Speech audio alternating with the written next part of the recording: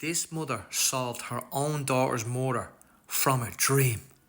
This story is mad, right? So I'll take you back to 1897, and this happened in West Virginia in the USA. And this here behind me is Mary Jane Heaster, and her daughter tragically passed away from a heart attack, so she first thought.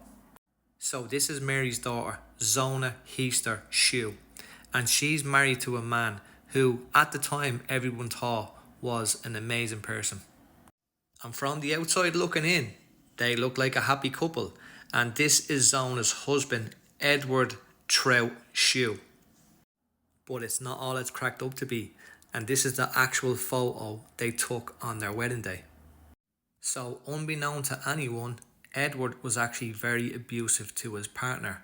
He would beat her, he would treat her like crap, and he kept this all hidden.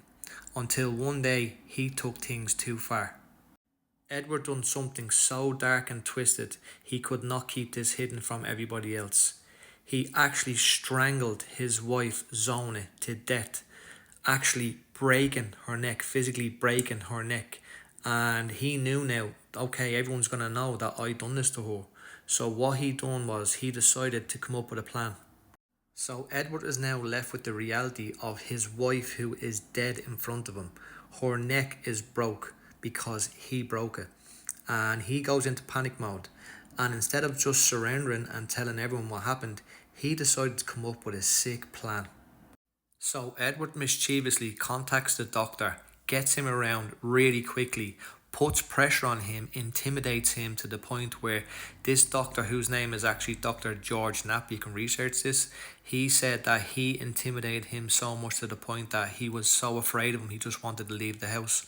But he put so much pressure on him, basically covered his dead wife with a scarf and didn't really let the doctor touch her physical body, and was like, that's it, this is done. And back then, this is how autopsies were done. They were done there and then. So the doctor kind of just wanted to get out of there. He was intimidated, he was scared, and that was the first part of Edward's plan complete. So now that the autopsy was done and he was in the clear, the police were not after Edward. The next stage was the funeral. Everyone arrived to the funeral with an open casket, and he actually put the scarf continued on her neck. He put two pillows on either side to make it look like, she's just resting, but it's really just to hold her head in place because the neck is actually broke.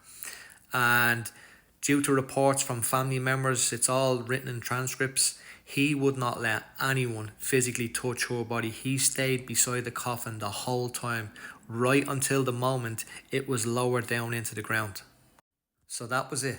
Edward killed his wife and got away with it. Nobody suspected him, and he would go on to live his life for 4 weeks until this woman revealed something so crazy you will not believe it.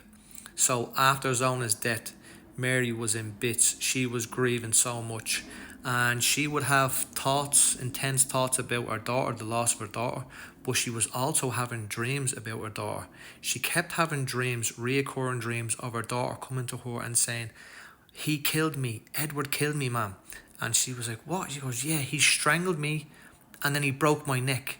You need to see my body, my neck is broken. And these dreams were so clear. And obviously Mary wasn't doing anything about them, so they became more progressive.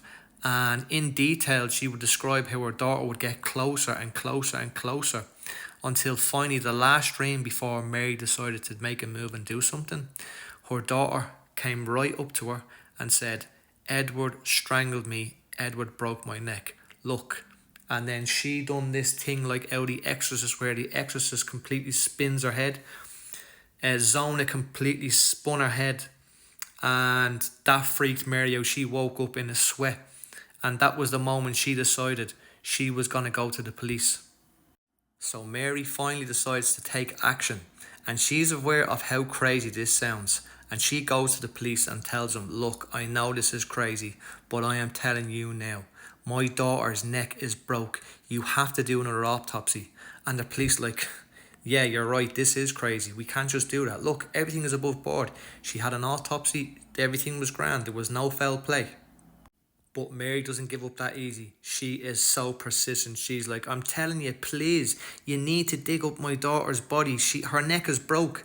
And the police are like, we can't just dig up a body because you had a dream. Do you know how crazy that sounds? And she's like, look, I know, but what's the worst that can happen? That you do see her body and everything is fine? Or else, what if it is true? What if her neck is broke? And they were like, do you know what? At this stage, they were being pestered by her so much, they decided to investigate it. And sure enough, they dug up the body and they done an autopsy on it again. And what do you know? When the police dug up her body and gave her a proper autopsy, they found that Zona's neck was broke. So her mum got this message in a dream, and it resulted in finding actual proof of her daughter's murder. So obviously the first person that they go to is Edward, and he confesses to his murder of his wife. He goes to jail and the whole thing blew up. Back then it was like a circus. It was all over the papers. It's on public record. And in fact, in West Virginia, they actually put up a highway marker stating this story because it's so famous. So this is the actual highway marker. And oh my god, like, this is insane. Like, her daughter was murdered and everything was fine with Edward. He was going to get away with it until the daughter reached into her mum's dreams, reached into her subconscious, and had to get that message.